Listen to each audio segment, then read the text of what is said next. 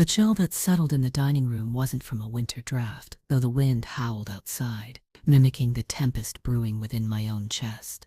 It was the kind of cold that seeped into your bones, born of indifference and calculated cruelty, a temperature Clara had perfected over the years, though never before had she turned its full force directly on me. We were at the long mahogany table, the same table where my late husband Arthur had carved the turkey every Thanksgiving for 50 years, where my son Michael had taken his first wobbly steps holding onto its polished edge.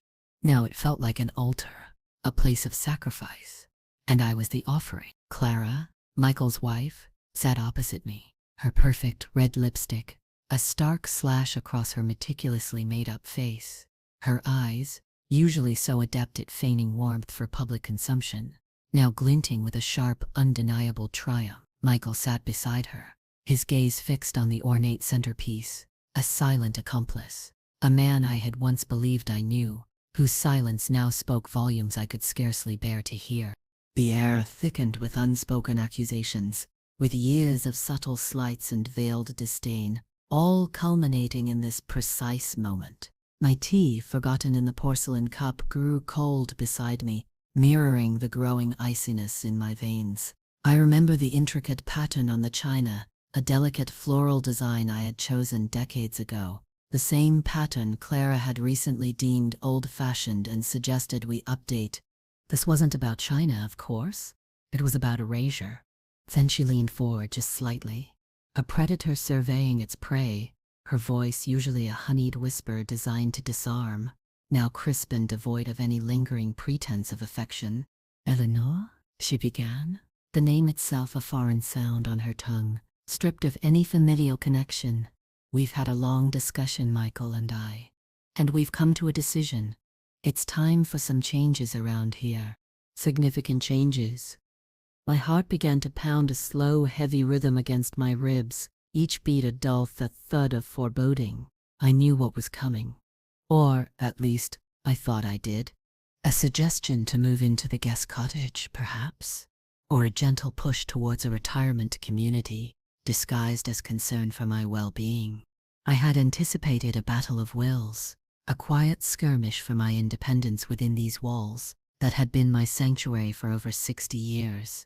But nothing, not the quiet years of observing her subtle manipulations, not the whispered warnings from Arthur's old friends, could have prepared me for the icy finality of the words that followed.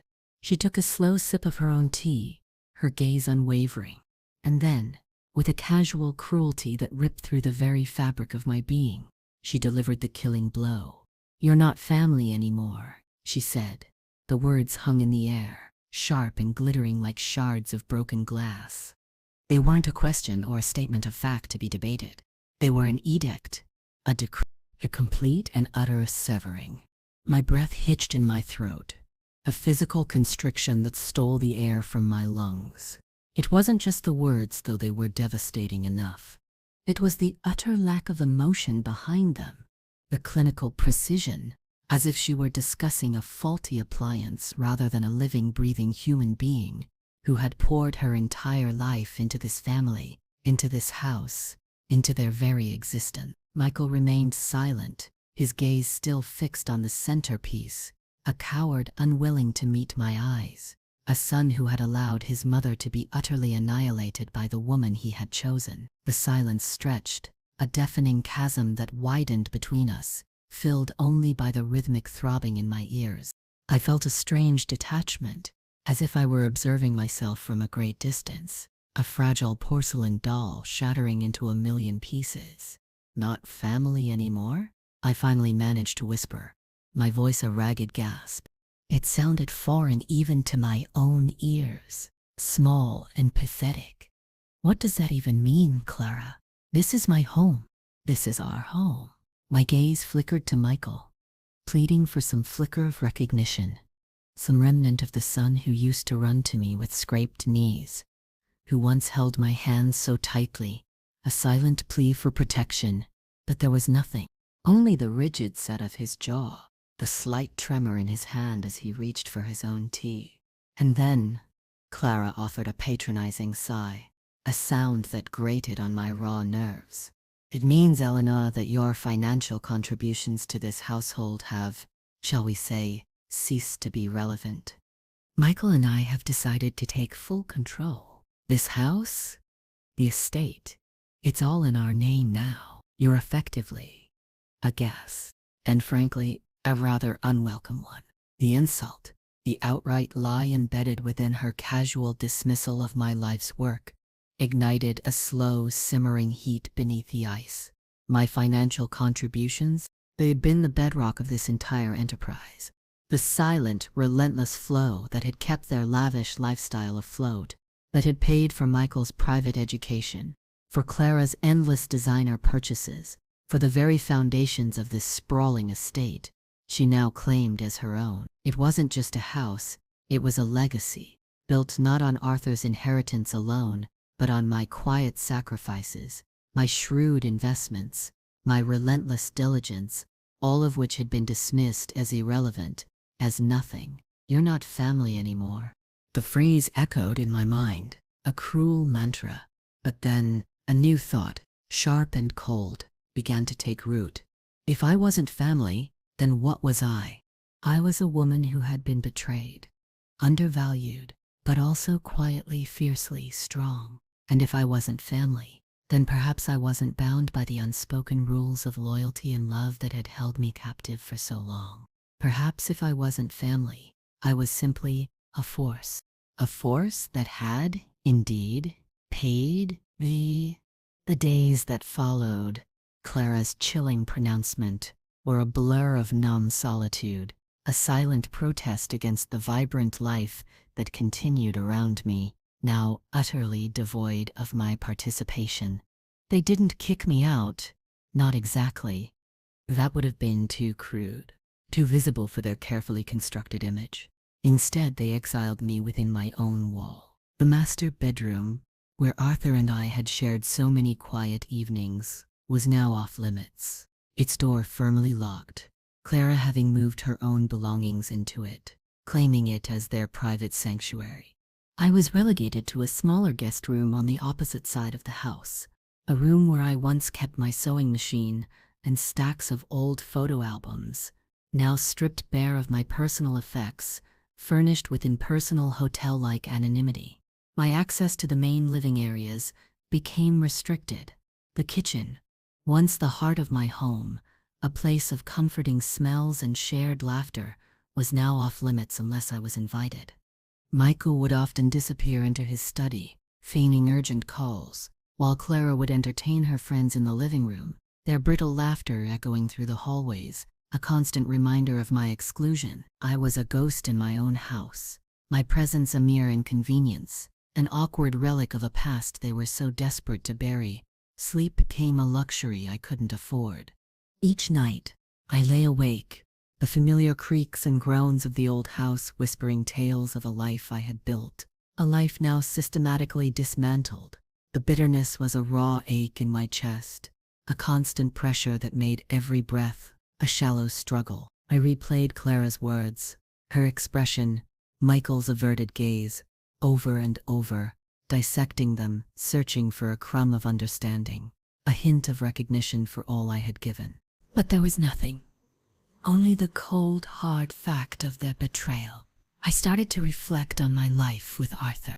He had been a good man, a charming man, but often a dreamer, more interested in his antique car collection and his golf game than the mundane realities of household finances. It had been me, the quiet woman in the background, who had meticulously managed their investments, who had diversified their portfolio, who had bought the property when the market was low and sold wisely when it soared. Arthur had brought a comfortable inheritance to the marriage, yes, but it was my stewardship, my almost obsessive attention to detail, that had truly built the sprawling wealth Clara and Michael now so carelessly enjoyed. They saw the grand facade, the manicured gardens, the expensive cars, but they never saw the late nights I spent poring over ledgers, the cautious decisions, the self-denial that allowed us to weather economic downturns while others faltered. They thought Arthur's name on the deed was the beginning and end of the story. They were wrong, terribly wrong. One afternoon, A week after the decree, I found myself in the dusty attic, supposedly sorting through old memories. As Clara had suggested, a task she probably hoped would distract me or perhaps expedite my departure. Instead, it became my quiet rebellion. Among the forgotten boxes and shrouded furniture, I stumbled upon an old, battered metal strongbox, tucked away beneath a stack of Arthur's old business papers. It was heavy, and when I finally managed to pry open the rusted latch, the contents sent a jolt through me that was both terrifying and exhilarating. Inside lay not just old wills and insurance policies, but also a meticulously organized collection of my own financial records. My personal accounts, investment statements, trust documents, and even a detailed log of the significant financial contributions I had made to the household and Arthur's struggling businesses over the decades. Not just the initial infusion of my own modest inheritance, but the steady flow of capital from shrewd real estate deals I'd orchestrated independently, the proceeds from the small craft business I'd run in my younger years, and even the carefully saved earnings from a part-time consultancy I'd maintained even in my later years, all quietly funneled into the family coffers whenever Arthur's ventures hit a snag. These weren't simply contributions, they were injections of lifeblood, keeping the family afloat when their grand plans threatened to capsize. I remembered Arthur's dismissive wave of the hand when I'd tried to discuss finances. "Don't worry your pretty little head, dear. I've got it all handled," he had in his way. But it was always with my quiet backing. A faint, almost imperceptible tremor ran through my hand as I touched the brittle edges of an old stock certificate, bearing not only Arthur's name but mine, a joint account that had been the seed for so much of the wealth they now so confidently claimed. It was all there, meticulously documented, proof of a lifetime of quiet financial prowess that had been systematically overlooked, ignored, and now outright erased. This wasn't just a collection of old papers, it was a map, a blueprint of my true worth, a silent testament to every single bill I had paid, every sacrifice I had made, every foundation I had laid that they now stood upon, oblivious. A tiny, fierce spark, born of indignation and a lifetime of being underestimated, began to glow in the desolate corners of my heart. Clara had said I was no longer family. Perhaps she was right. But if I wasn't family, then I was simply Eleanor. And Eleanor, it seemed, was about to remember exactly who she was. That spark, kindled in the dusty quiet of the attic, began to smolder, then burn. It wasn't the fiery rage of a woman scorned. Not yet. It was a cold, steady heat, fueled by indignation and a burgeoning sense of purpose.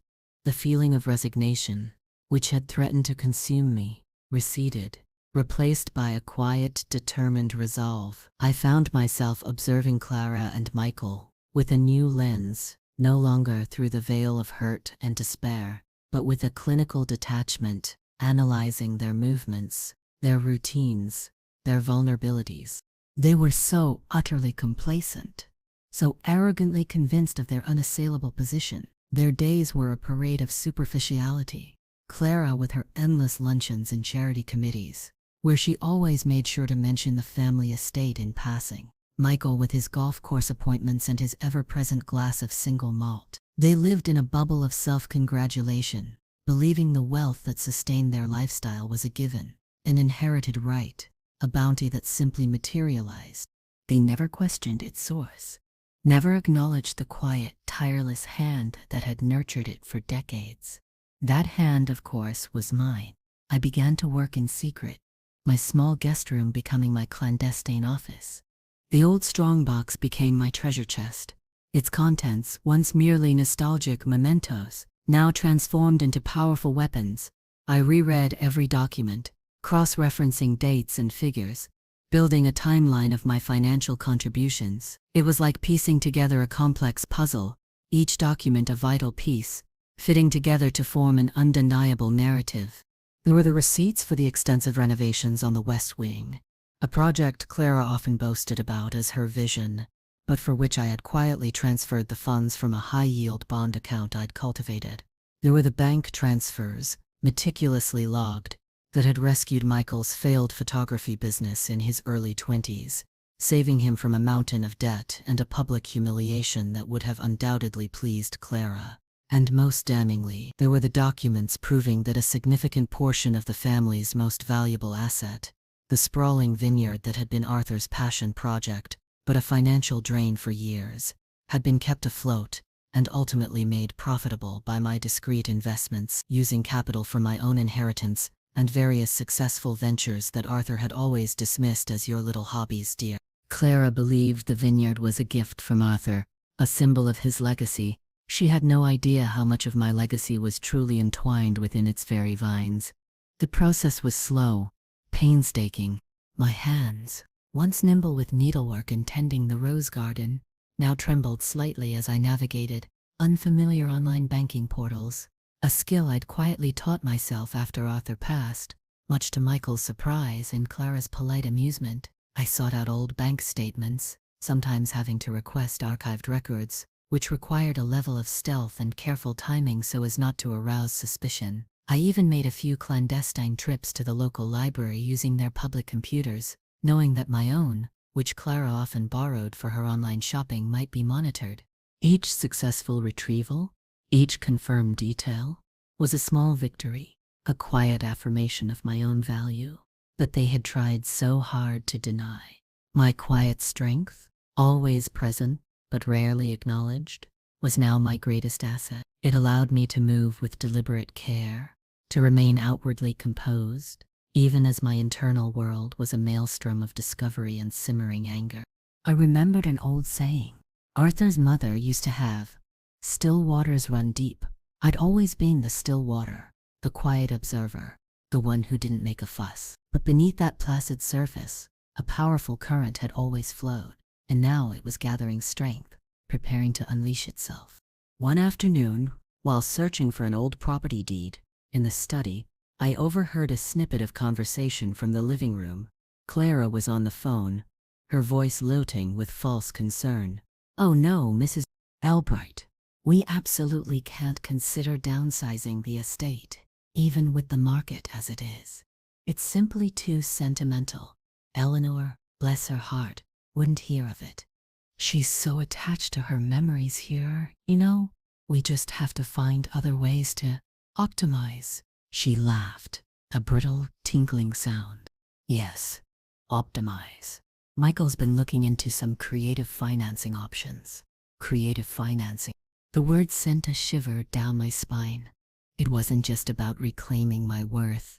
It was about protecting what was truly mine, what I had built. From their reckless optimization, the house, the vineyard, the family name itself, were all in jeopardy if their mismanagement continued unchecked. Clara saw sentimentality as a weakness, a charming eccentricity in an old woman. She had no idea that my sentimentality was rooted in the very foundations of the property, in the sweat of my brow and the foresight of my mind. That house, this estate, was not just a symbol of Arthur's legacy. It was the tangible embodiment of mine, the culmination of a life dedicated to careful, meticulous stewardship. And they were about to mortgage it away. That thought, sharper and colder than any betrayal, solidified my resolve. This wasn't just about my dignity anymore. It was about preventing their folly from destroying everything. The weight of the documents I held, literal and metaphorical, grew heavier with each passing day. The sheer volume of my financial contributions, meticulously tracked over decades, was staggering, even to me. It wasn't just about keeping the lights on. It was about injecting substantial capital into Arthur's various ventures, bailing him out of near bankruptcies, and consolidating debts that would have otherwise crippled the family. Arthur, bless his generous but often impractical heart, had never been one for prudent financial management.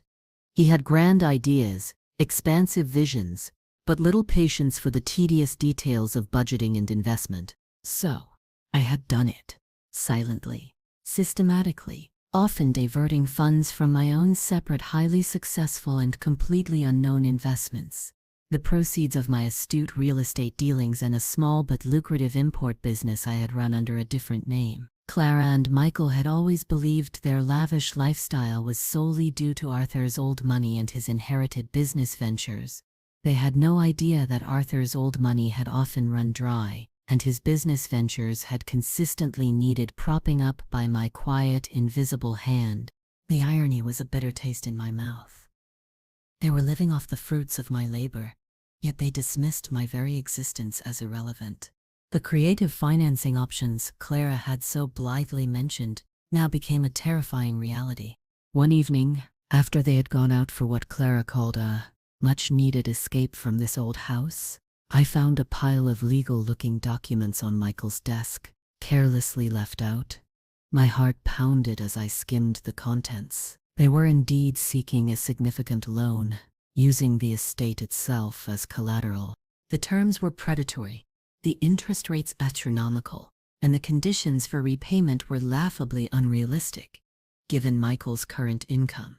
They were gambling away my life's work, betting the entire estate on a whim, driven by Clara's insatiable desire for more. The betrayal deepened, transforming into a desperate urgency. I couldn't just sit back and watch them squander everything. I had to act, and soon. I knew I needed professional help. My meticulous notes and documented transfers were compelling, but they needed the weight of legal authority. The name Mr. Davies surfaced in my mind, a quiet, astute lawyer Arthur had occasionally consulted for his less-than-successful business ventures, a man known for his integrity and discretion. He was old school, meticulous, and had always looked at me with a spark of recognition, as if he knew there was more to Eleanor than met the eye. Getting to his office without arousing suspicion was a challenge. Clara had taken my car keys, claiming I was too frail to drive in this weather. So I called an old taxi service from a payphone at the local market, making sure no one I knew saw me. The ride to his office felt like a journey to another world, away from the gilded cage I now inhabited. Mr. Davies' office was a monument to understated professionalism, filled with towering bookshelves and the scent of old paper and leather. He greeted me with a solemn nod, his eyes sharp and intelligent behind wire-rimmed spectacles, registering the quiet desperation in my posture. I began to speak, my voice steady despite the tremor in my hands, laying out the narrative of my life, the years of silent financial contributions, the gradual usurpation of my authority, and finally, Clara's brutal declaration. I watched his face as I recounted the details, producing the strongbox and its contents, the meticulous ledgers, the old stock certificates, the records of my personal businesses. He listened, silent and unblinking, occasionally making a note in a small leather-bound pad. He didn't interrupt, didn't express surprise, only a deep, thoughtful concentration. When I finished, the silence in the room was profound, broken only by the ticking of an antique clock on his desk. He leaned back in his chair, a slow exhale escaping his lips. "Eleanor," he said, his voice quiet, "I always suspected there was more to your involvement than Arthur let on. He was a charming man, a good man in many ways, but he had a tendency to gloss over the details of his financial reality. He picked up a document, a ledger detailing a particularly large transfer I had made to rescue Arthur's struggling import business from bankruptcy years ago. This, for example. I recall that period. Arthur presented it as a stroke of genius on his part, a brilliant turnaround. He never mentioned this considerable infusion of capital. Your capital. A quiet strength bloomed in my chest, a feeling of validation I hadn't realized I craved so deeply. He liked to maintain appearances, I said, my voice clearer now, stronger. And I simply wanted to see the family thrive. I believed in quiet support. Mr. Davies nodded slowly. Quiet support, indeed.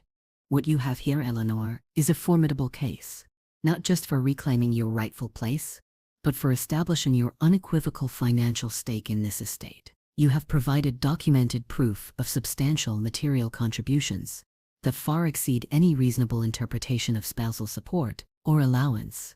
In essence, you are not just a resident. You are a significant, if not primary, investor in the very assets they claim as their own. He picked up another document, a trust deed bearing my maiden name. And this changes everything. This trust, established years ago, with the vineyard as its primary asset, but with certain provisions contingent upon your direct financial input, they have been receiving the benefits. but they have failed to uphold their end of the agreement as the primary beneficiaries of your effort. He looked at me, a glimmer of admiration in his eyes. You have played a very long game, Eleanor. A very quiet, very intelligent game. The validation was overwhelming. For decades, my financial acumen had been dismissed as a trivial hobby, my contributions absorbed into the general family fund without acknowledgement. Now, in Mr. Davies' office, in the quiet presence of someone who saw through the facade, my true worth was finally recognized. The path forward was clear, and for the first time in weeks, I felt a surge of hope, not just for my own future, but for the justice that was long overdue. So, what do we do? I asked, my voice steady, betraying none of the inner turmoil I had endured. Mr. Davies leaned forward, a faint smile touching his lips. We show them, Eleanor. We show them who truly paid the bills. Working with Mr. Davies was a revelation. He was methodical, precise, and utterly unflappable. He treated me not as a grieving widow or a confused elderly woman, but as a valued client, a strategic partner. We spent hours sifting through the documents, cross-referencing figures, building a legal narrative that was as irrefutable as it was damning. He pointed out clauses in old trust agreements that Michael and Clara had clearly overlooked or simply chosen to ignore, provisions that ensured my continued financial interest in key assets as long as my contributions sustained them. And those contributions, as documented, were overwhelming. We uncovered instances where Clara had used state funds for personal extravagances completely unrelated to the maintenance or improvement of the property. Lavish overseas trips, high-end jewelry, and even a significant loan to a failing boutique she had invested in, all masked as household expenses or estate management. The layers of her deception were peeled back, one by one, revealing not just greed, but a reckless disregard for the financial stability of the very family she so vocally championed. My transformation was quiet, but profound. The woman who had felt like a ghost in her own home was slowly but surely re-emerging, not as the meek Eleanor of old, but as Eleanor, the strategist. My mind, once consumed by grief and betrayal, was now sharp, focused, alive with purpose. I found myself thinking not about revenge, but about justice, about reclaiming what was rightfully mine, not just financially, but emotionally. The house, which had become a symbol of my imprisonment, slowly began to feel like a fortress I was preparing to defend. Clara and Michael, completely oblivious, continued their charade of effortless wealth. Their laughter, once a painful reminder of my exclusion, now sounded hollow, brittle, like porcelain teacups ready to shatter. They continued their lavish spending, accelerating it in fact, due to the impending predatory loan they were so confident would solve all their problems. It was a dizzying display of hubris, and I, the silent observer, watched it all unfold, a patient spider waiting for its web to ensnare its prey. I thought about the callbacks to my past, the countless times I had silently stepped in. The year Michael had insisted on converting the old stable into a recording studio, a disastrous venture that had cost a fortune, which Arthur had initially funded with a significant portion of my inheritance from my grandmother. The time Clara had demanded a grand 25th anniversary party, a spectacle of excess that had strained Arthur's liquid assets to their breaking point, only for me to discreetly sell a small, profitable real estate holding I had acquired years prior, replenishing the depleted accounts without a word. They had never seen the subtle shifts in the family's financial tides, the way the water level would drop precariously low only to rise again, inexplicably, steadily, always due to my unseen efforts. They simply assumed the well was endless, a magical spring. The irony was palpable. They had dismissed my value, denied my existence, while simultaneously draining the very source of their comfort and security. Mr. Davies advised me on the final steps. We had to serve them with legal notice, to formally challenge their claim to the estate and demand a full accounting of all transactions. It would be a shock, a sudden, undeniable disruption to their carefully curated world. They will try to dismiss it, Eleanor, he warned, his voice grave. They will try to intimidate you, to shame you, but you must remain steadfast. You have the truth on your side, and now you have the law." I nodded, the words resonating deep within me. Steadfast. That was me. Quietly, fiercely steadfast.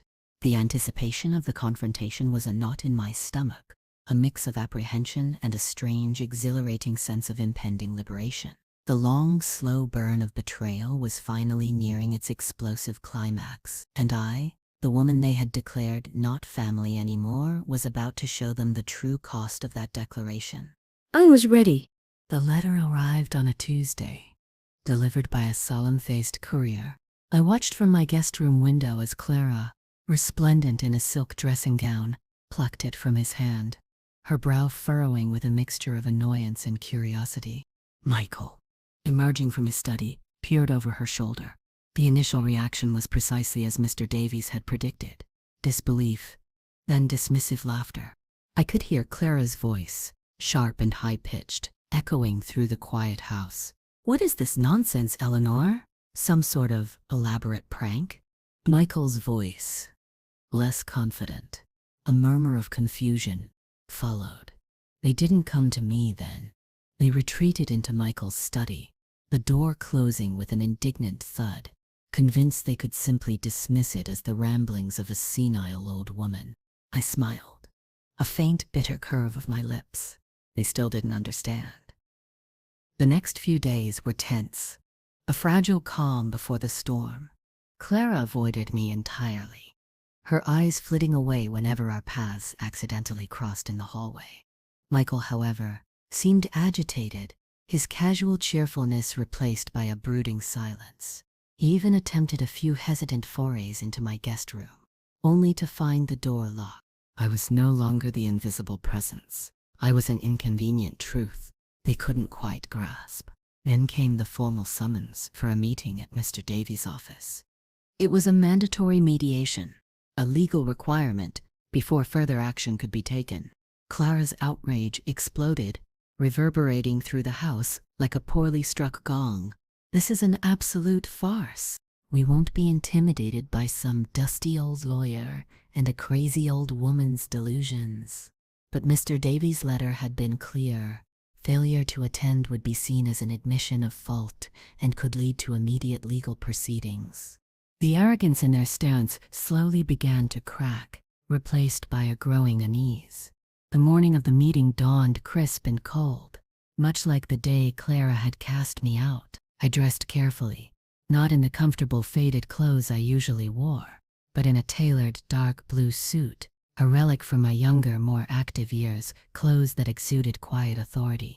I styled my hair, simply, my silver strands pulled back, neatly. I wanted to present myself not as a victim, but as a formidable opponent. Mr. Davies met me at the door, his gaze approving. "Ready, Eleanor?" he asked, his voice low. I simply nodded, a quiet strength emanating from me that even surprised myself. Clara and Michael arrived shortly after, their usual flamboyant entrance muted by a palpable tension. Clara wore a designer suit, her posture rigid, her face carefully composed but betraying a flicker of anxiety in her darting eyes. Michael, pale and uncomfortable, looked as if he wished the floor would swallow him whole. They sat across the table from us, the polished surface reflecting the strained silence between the two parties. There was a neutral mediator present, a thin, serious woman whose job was to ensure civility, though I doubted it would last. Mr. Davies opened the meeting, his voice calm and authoritative, laying out the purpose of the gathering, the allegations, and the evidence we intended to present. Clara interrupted almost immediately, her voice shrill. "This is preposterous. Eleanor is unwell. She's clearly confused. This estate, everything, belongs to Michael and me. It's been in the family for generations." My eyes met hers across the table, and for the first time I felt no fear, no hurt, only a quiet resolve. I spoke, my voice steady, clear, cutting through Clara's indignation. "Belong to Arthur's family? Yes, Clara, but the value of it, the very preservation of it, has been largely due to my ongoing significant financial input for the past 40 years. Contributions that were systematically ignored and now conveniently forgotten. Michael finally stirred, speaking for the first time, his voice weak. "Mother, surely you don't mean..." I cut him off, my gaze fixed on him, a lifetime of unspoken disappointment weighing in my tone. "I mean every word, Michael, and I have the documentation to prove it. Every single bill I paid, every investment I made, every loan I secured, every time I quietly prevented your father's grand ideas from leading to financial ruin or bailed out your own misguided ventures." Mr. Davies then began to present the evidence, projected onto a screen for all to see. My meticulous ledgers, the bank statements detailing my substantial transfers, the trust deeds, the receipts for renovations I had funded, the records of my own separate profitable businesses that had been the true source of consistent family wealth. The figures flashed on the screen, irrefutable proof, each one a silent rebuke to their claims of ownership. Clara's face contorted, her carefully constructed facade crumbling, her mouth agape in disbelief, then outright fury. "This is forged. This is a lie. She's old. She's trying to steal everything." But Mr. Davies simply countered, calmly, precisely, with dates, bank names, legal codes. He pulled up an old property deed, faded with age, clearly showing both Arthur's name and mine as joint tenants, a detail they had conveniently overlooked or perhaps never known existed. "This house, Mrs. Hayes," Mr.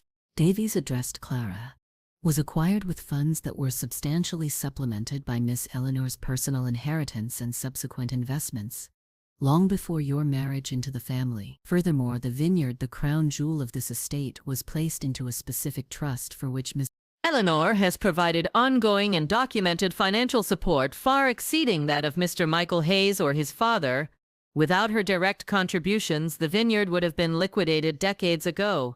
The figures on the screen now showed not just the initial infusions, but the steady stream of my capital that had kept the vineyard afloat through lean years, transforming it into the profitable enterprise it now was. Michael, finally looking at the screen, blanched. He saw the numbers, the irrefutable evidence of my decades of silent, unwavering financial stewardship. He saw the stark contrast between his mother's quiet, disciplined contributions and his own and Clara's reckless spending. The air in the room grew heavy, thick with the weight of shattered illusions and undeniable truth. Clara's outrage turned to something akin to panic, her eyes darting between me and the damning figures on the screen. "You're not family anymore," she had said. "Oh, but I was. I was the very foundation upon which their entire world was built." And now, I was about to show them exactly who paid the bills. The silence that followed Mr. Davies' calm, precise presentation of the financial evidence was deafening, broken only by the frantic scratching of the mediator's pen. Clara's face, usually so composed, was a mask of disbelief and rapidly escalating fury. Her eyes, wide and wild, darted between me and the damning figures projected onto the screen, the detailed ledgers, the bank statements, the trust documents, each one a nail in the coffin of her carefully constructed fantasy. She began to speak, her voice trembling with barely suppressed rage. "This is absurd. This is a malicious fabrication. My husband Michael is the sole heir, the true owner of this estate. This is an old woman's desperate attempt to cling to what isn't hers." But her words lacked their usual conviction, tainted by a rising tide of panic. Michael, however, was a different story. His face was ashen, his gaze fixed on the screen, tracing the long columns of figures that detailed my contributions, the years of silent investment, the very lifeblood I had poured into the family's assets. He saw the truth laid bare, how his father's charming but financially reckless ventures had been saved, time and again, by my quiet infusions of capital, how his own early business failures had been quietly absorbed and paid for by my separate, carefully managed funds. He saw the true extent of my financial ingenuity, the vastness of my hidden resources that had kept their opulent world from crumbling long ago. His eyes, for the first time in years, met mine, and in them I saw not anger but a profound gut-wrenching shame, a crushing realization of the depth of his complicity, his blindness, his utter failure to protect me. "Mother," he whispered, his voice barely audible, is this all true? You never told me." The accusation in his tone was pathetic, a child blaming his parent for not broadcasting their quiet sacrifices. "You never asked, Michael," I replied, my voice steady, devoid of heat, yet carrying the weight of decades of unspoken burdens. "You were too busy enjoying the benefits." Mr. Davies then presented the final, most devastating blow. A detailed breakdown of the predatory loan Clara and Michael had been attempting to secure, using the estate as collateral. He projected the exorbitant interest rates, the crippling repayment terms, and the immediate, undeniable risk of foreclosure. Had Miss Eleanor not intervened? Mr. Davies stated, his voice ringing with quiet authority, "This estate, the very foundation of your inherited wealth, Mr. Hayes, would have been irrevocably lost within a matter of months, liquidated to satisfy a debt incurred for purely personal, extravagant desires." Miss Eleanor's actions were not merely about reclaiming her personal financial stake. They were about salvaging the entire family legacy from reckless mismanagement. Clara gasped, a small, choked sound. The full weight of her folly, her near destruction of everything, hit her with a palpable force. The grand house, the vineyard, the very symbol of her perceived status, all teetering on the brink of ruin. Not by my hand, but by her own. The mediator, her pen now still, cleared her throat. Given the irrefutable evidence presented by Miss Eleanor, and the clear documentation of her substantial, long-term financial contributions to the acquisition and maintenance of the estate's primary assets, as well as the immediate threat posed by the proposed loan agreement, it is clear that Ms. Eleanor has a compelling claim. Furthermore, the actions taken by Mr. and Mrs. Hayes have constituted at best a serious breach of fiduciary duty, and at worst an attempt to defraud Ms. Eleanor of her rightful assets. The words hung in the air, cold, clinical, legally binding. Clara's face contorted, her carefully applied makeup unable to hide the raw emotion. "No, this is our home. You said I wasn't family. You said I was irrelevant," she shrieked, pointing a trembling finger at me. "So, I showed you who paid the bills," I stated, my voice quiet but piercing, a direct callback to her cruel dismissal, a declaration of my inverted power. "And it appears, Clara, that those bills were far more significant than you ever bothered to acknowledge. You sought to cast me out, to erase my contribution, to take what was mine. But I built this. I sustained this. And now, I am reclaiming it." The full weight of the truth settled on them. They were not the rightful owners, merely caretakers who had squandered their charge. And I, the woman they had deemed not family, was the true backbone, the undeniable financial matriarch. The power dynamic had not just shifted, it had inverted completely. Clara stared at me, her eyes filled with a terrifying mix of hatred and dawning horror. Michael, slumped in his chair, avoided my gaze, the shame too great to bear. The reckoning was complete. The aftermath of that meeting was swift and decisive. With Mr. Davies' expert guidance, a legal settlement was reached, one that unequivocally recognized my financial contributions and reinstated my rightful ownership and control over the estate. Clara and Michael, stripped of their power and their illusions, were forced to acknowledge my authority. The predatory loan was cancelled, saving the estate from impending disaster. The house, my home, was once again truly mine, not just in sentiment, but in legal fact. Clara and Michael were permitted to remain for a time, a gesture of my remaining, albeit wounded, family loyalty, but under strict financial oversight and with limited access to the estate's funds. Their extravagant lifestyle was immediately curtailed, replaced by a forced, quiet frugality that grated on Clara's every nerve. She moved through the house like a phantom, her once triumphant presence reduced to a bitter resentment, a constant reminder of her downfall. Michael, meanwhile, found solace in the bottom of a bottle, his earlier shame giving way to a pathetic resignation. The once vibrant laughter and endless parties that had echoed through the halls were replaced by a profound, almost oppressive silence. I walked through the familiar rooms, no longer a ghost but a presence, my hand tracing the worn banister, the smooth wood of the dining table where my fate had been sealed, and then, mercifully, rewritten. The house felt different now, cleansed, as if a toxic cloud had dissipated.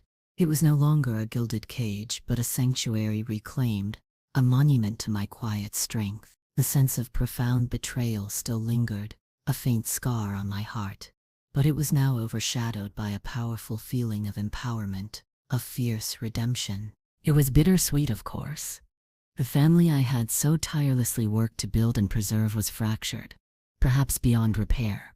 The son I had loved unconditionally had stood by while I was banished. The daughter-in-law I had opened my home to tried to erase me.